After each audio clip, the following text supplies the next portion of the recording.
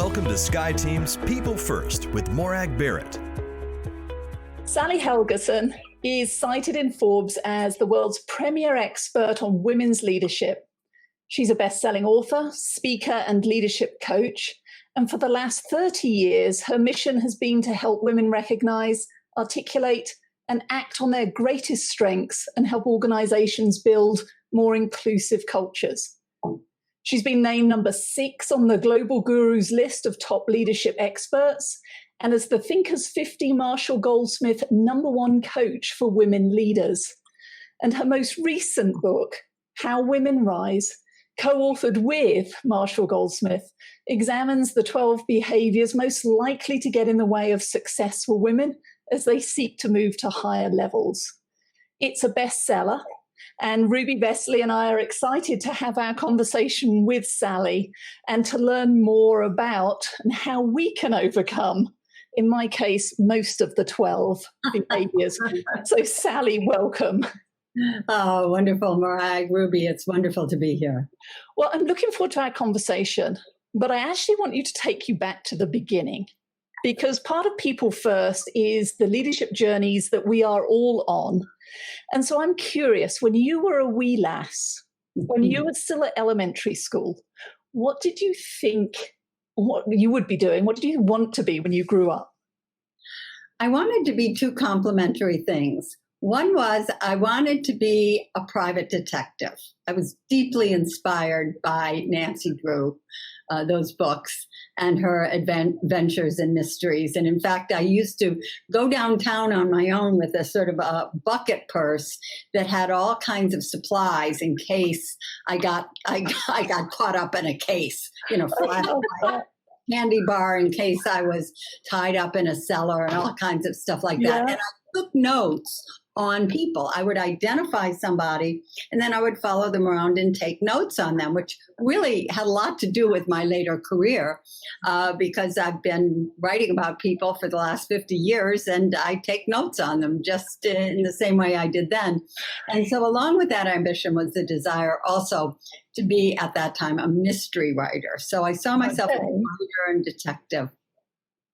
All right. So what was the pivot point then from sleuth to women's leadership expert being your passion?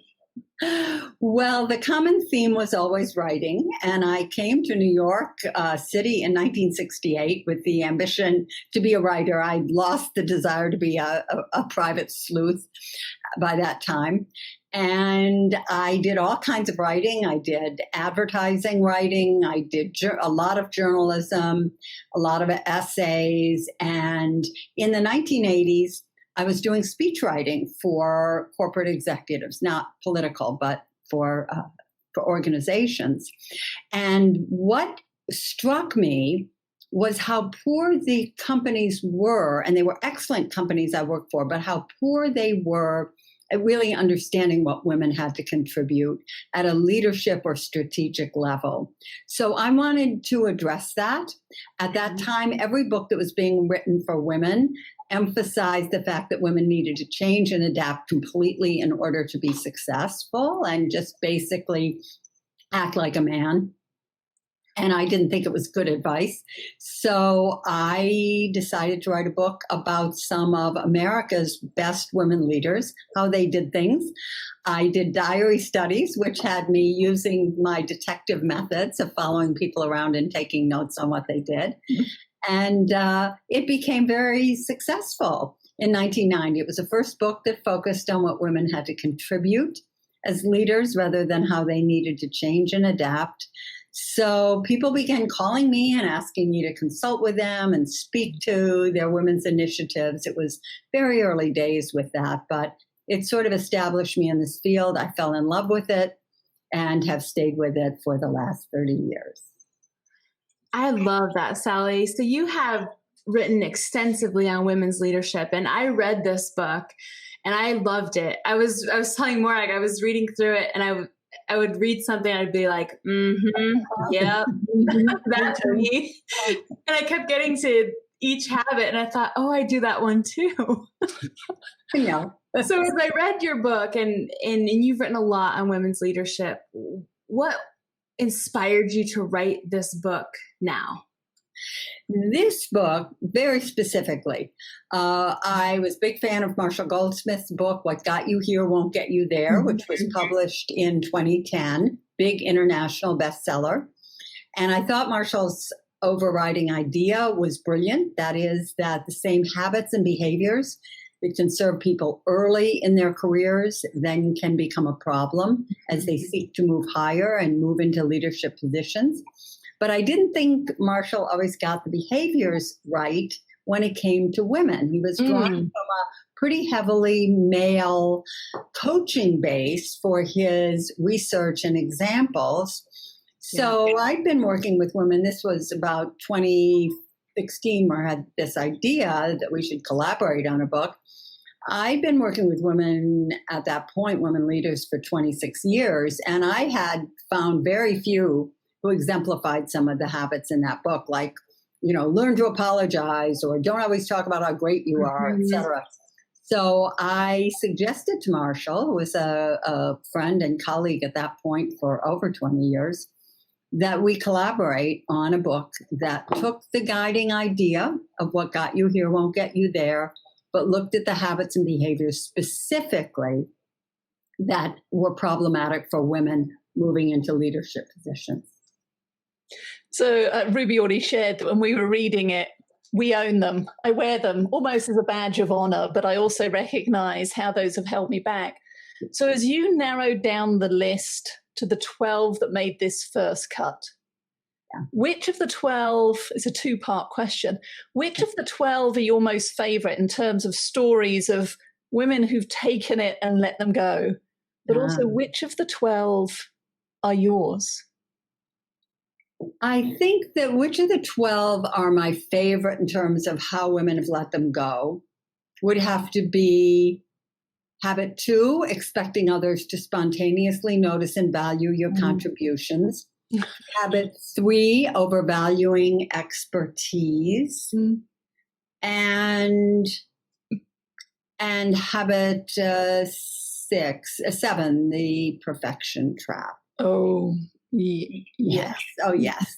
Now, as far as I'm concerned, I think that throughout at various stages in my career, I have probably exhibited every one of these habits, kind of except for the disease to please. I don't have that much. But I would say every other one has, the other 11 I can identify with at periods in my career. But I think the one that I particularly learned from and benefited from exploring was the habit on building rather than leveraging relationships, because I was always one of those women who was constantly seeking to build more and closer relationships with people, but felt unable to ask people for help either with tactical career-related issues or, tactical job-related or strategic career-related issues. And interestingly, my big breakthrough in being able to do that was the day that I approached Marshall and said, I would like to collaborate with you on this book as partners. It was a big ask. And he went with it. And it just taught me the power of being able to suggest something and engage somebody. And the extent to which he saw it as a win for him as well as me really showed me the power of leverage. So I'm curious, when it comes to that one and the leveraging, it's the power of the ask. That's what you've just shared.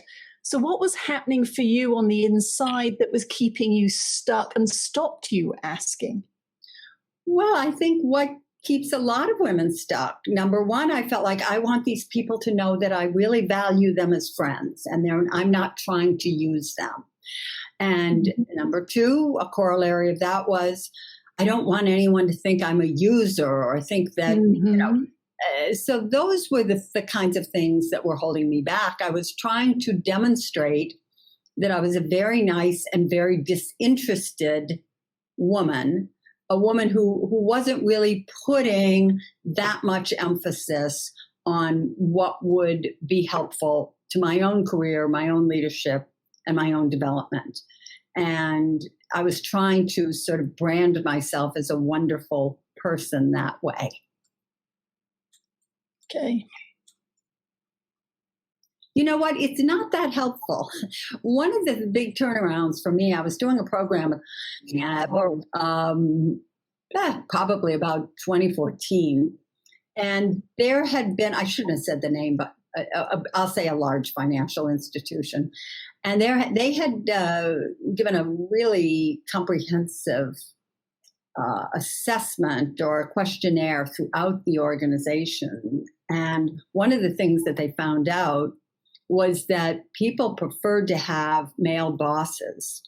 And the main reason that they did is that they saw the men as being more advantageous to their own careers because of that kind of being able to establish sort of reciprocal relationships with them, and because of men being quite comfortable in giving and trading favors. And so I realized there that that women who were trying to show how wonderful they were by not being in any way self-interested or playing the game were really undermining their own value to their own colleagues. Mm. That's so interesting, Sally. How do you think the narrative has changed since then? I don't think it's as regard to that specific behavior. Mm-hmm. I don't think it's probably changed that much. I think the narrative, the two habits that the narrative has changed most on, well, three actually, are reluctance to claim your achievements and expecting others to spontaneously notice what you contribute.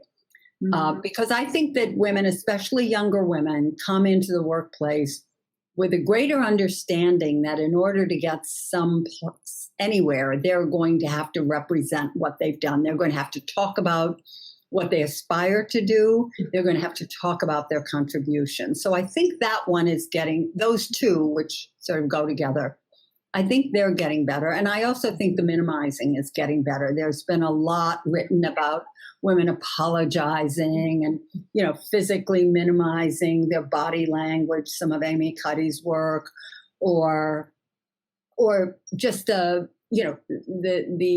using all the sort of minimizing words like just and only, and this will only take 1 minute and that sort of stuff. So I see women more aware of that now and more cognizant that if they do that, they need to change it.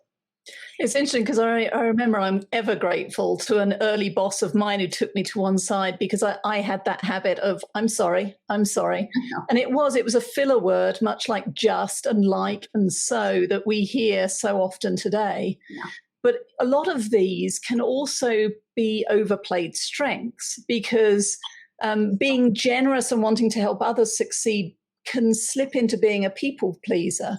Yes. Celebrating our successes or my achievements can be misinterpreted, especially, at least I've been brought up to believe, as arrogance when a woman does it. And so how do you walk that tightrope of stepping into your truth but not stepping on others' toes in doing so? Well, I think that the most important thing, and this is something I've really learned since the book came out, doing a lot of workshops on it, formerly live, now virtual, is that what is really most helpful for women is to be aware that their primary job is not managing everybody's perceptions about them, but being very clear about what it is they intend to contribute and acting on that. And we often get into trouble because we start overthinking and managing perceptions. Oh, that person thought I was arrogant, or, somebody, I had this happen. I've said this before. I've given this story before, but early in my career, when I was still a speechwriter, I remember going to a meeting. I was the youngest person there, the most junior, the only woman. And it was, big, powerful guys around me. And I had an idea that came from something they were talking about. So I volunteered and shared it. And then as I was leaving the room, my boss's boss came up behind me and said in a really nasty tone, he said, boy, you sure aren't afraid to share your opinion, are you? In a really, a way that was very cutting. And I thought, okay, I don't have much of a career here. But, a month, I don't know what got into me, because usually I would have said, oh, I'm so sorry, or something like that. I just said, no, I don't. I didn't apologize, but I didn't say it defensively. I didn't go like, I have a perfect right. And I just let it go. I said, no, I don't. And about a month later, I was in a room and he was in an adjoining room with a co-worker. And I heard him say to her, what I like about Sally is she really says her opinion. She tells you what she thinks. And I thought, the only reason that happened is because I gave him the space and time to get used to me, instead of trying to manage and placate and live in fear because he might temporarily have, an opinion of me that wasn't ideal. And it taught me a real lesson. And I think it's a lesson that women in general can learn from. Even if somebody thinks, well, yeah, you're pretty arrogant, aren't you? Or, hey, you got a high opinion of yourself, whatever, that it doesn't do to overthink that. Maybe they're testing you. Maybe they're a very competitive person. Guys talk like this all the time with each other. I mean, we always think it's reserved for us, but they're always, beating up on each other in a certain way, or it's common. And so, they could be testing. They could be competitive. They really could be shocked. They could place a high value on women who are really soft-spoken and, kind of hold back. That's not our problem. That's their concern. So I think that a little bit awareness that what is my intention? What am I trying to achieve? What am I trying to contribute? What's the most important thing about what I want to do here? And then focus on that rather than, well, what are other people thinking of what I'm doing? And Sally, that feels aligned to me also to habits 11 and 12, the rumination and having that radar. And so that's one of my habits that I love. 11 and 12, I'm tied very closely to those. What would you say is a first step to move forward and get better at that habit, or stop doing that habit, I guess? Well, they're different habits. Let me talk about rumination first. Yeah. Rumination is often a consequence of perfectionism, and it's a consequence of overvaluing expertise, and it's certainly a consequence of having an overactive radar. So with rumination, that's going over and over mistakes you made, or things you wish you hadn't done, sort of going down this spiral because of it, and chewing over, why did I say that? When will I learn? Giving yourself a hard time. What I've found to be effective is very, very shallow and behavioral tricks, like putting up reminders. Your mind gets triggered because you feel like, oh, that was a mistake. Yes. But what you need to do is you need to break. We all make mistakes. Everybody makes 10 mistakes a day. What we need to do is break that little cycle, where that trigger, so that when we do make a mistake, we go, made a mistake. Oh, well, that didn't work out. With sort of a light touch, let it go. Yeah. Sort of the meditative thing of when your mind wanders, just go, thinking, okay, come back to center. You need a little bit of a trick to bring yourself back, because that's what it is. You want to cut that awareness off at the pass. And that's why I've always found, putting up little signs is helpful. I put up, oh, well, because, Marshall is Mr. Oh, well, oh, well, I screwed up. Oh, well, I didn't call the head of, I don't know, the CEO of Boeing back. I forgot to call him. Oh, it was a bad idea. So, he always says, oh, well. So I put up on my wall a sign, oh, well, oh, well, oh, well, to try to remind myself that I will screw up. I will make mistakes, And that when I do that, the most helpful thing is going to be, oh, well. Now, I had a great experience. I was at Google in January and doing an in-person program, which was so much fun. And this woman came up to me afterwards and she said, I have to tell you something about Oh Well. I said, what? She said, well, I loved it. She said, and I'm a big ruminator. So I put stickies all around my house that say Oh Well, everywhere around my house. Said, oh well, oh well, oh well. She said, so whenever I say it all the time, I'm reminded, I say it all the time. She said, so the other day, my 3-year-old came into the kitchen with a huge bowl of yogurt and she tripped in the door and spilled it all over. And she just looked up at me and she went, oh, well, that's so cute. And she said, I decided to myself, I am raising the next generation of strong women. Yes. So I think that rumination is really responds to these little mantras almost, or reminders. Yeah, it's interesting you're talking there. It sounds like you need a sense of humor when dealing with these. And you talked earlier on about the male perspective. And I grew up 15 years in commercial finance was my first career. So I remember being told, it's not personal, it's just business. And my whole ethos now is, no, business is personal, relationships matter. So it is turning on its head. But I'm curious as to what sort of reaction and response you've had from your male fans and those who read the book. Well, that has been so interesting and so unexpected. The day the book came out, which was in April of 2018, I had 7 radio shows and podcasts scheduled. I was just in a New York hotel room doing media nonstop. And I remember about the 3rd or 4th one was a male host. And he said, I need to tell you that I read this book, he said, and I identify with at least 4 of those habits. And that was the start. I cannot tell you, the guy who headed artificial intelligence at Google to, engineers and accountants. I have heard over and over and over from men who say that they identify with some of these habits and behaviors. And it surprised me. I certainly heard from a lot of, for example, African American and Latino men in the US, or men in for example, Japanese culture who say that they strongly identify with it.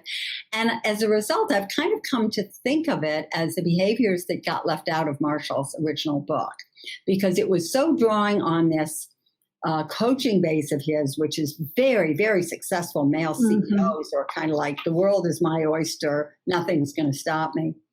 And so I think of this as sort of the behaviors for the rest of us. That doesn't mean that they don't have special application for women and bite us in distinctive ways. But I have been fascinated by how many men do identify with them. And the other thing that's been interesting from men is how they feel this book really helps them to get better at engaging and motivating and retaining women in their companies, because and the women that they work with, because when the behaviors are so clear to them and they see them enacted by the women, so they feel they're much better able to mentor them. I did a program, I remember, in Las Vegas about the first year the book came out, and it was at the construction super conference. So you can imagine the proportion of men who were there. Yeah. And I was doing a program on women's leadership. And so I went to my session, and it was a breakout room. So it was about 300 people. And it was about 65% men. And I could not believe that these men were all signing up for this. So I said, I'm really fascinated by the proportion of men here. Why are you here? What made you sign up for this? And this one guy stood up and he said, you know what? It's been a long time. I hope you're not going to waste your time building the case for why we need to really engage female talent. I think we understand that now. It said, especially in our industry. He said, but we need to get much better at knowing how to do that, knowing what kinds of behaviors and we can exhibit and what kind of support women need. He said, so that's what we're here to hear. I love that. And, you mentioned during your last response about women of color. Yes. And I'm thinking about my role as a coach and as a leader, and how can we best support women of color in the context of this book and these habits? I think women of color, in my experience, and I've worked with a lot of them and done a lot of programs, and I cannot tell you also how popular this book is in Nigeria and Ghana and other places. I'm on Facebook Live Nigeria every other week, but so it really has had an impact. But what I think is that some of these behaviors are overreactions to having had your expertise and even your right to be there questioned. Mm-hmm. Yes. And that women in general develop these behaviors to kind of answer that. Overvaluing expertise is a classic example. Mm-hmm.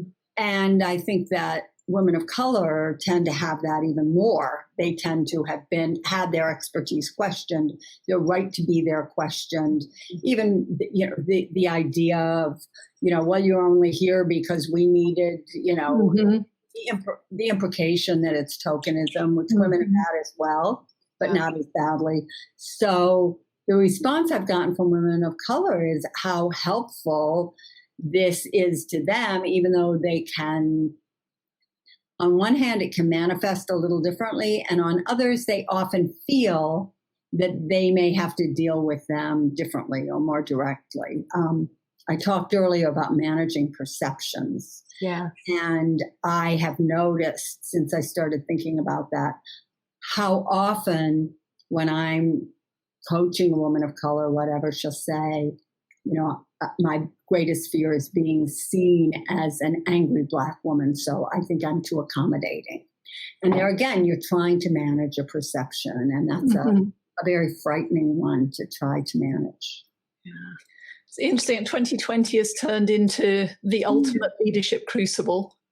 We're living it personally. We're seeing the highs and lows in all aspects of our lives. Yeah. But I'm curious, you talk about being on Facebook Live Nigeria every week. How has 2020 impacted both your experience of sharing the message, but also impacted the priorities and how we can role model different behaviors as women in the workplace? I think 2020 is, going to be one of the most important years, certainly of this century.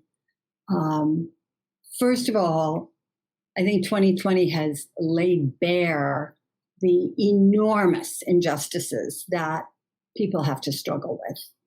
And it's redoubled people's commitment to trying to address that in a positive way.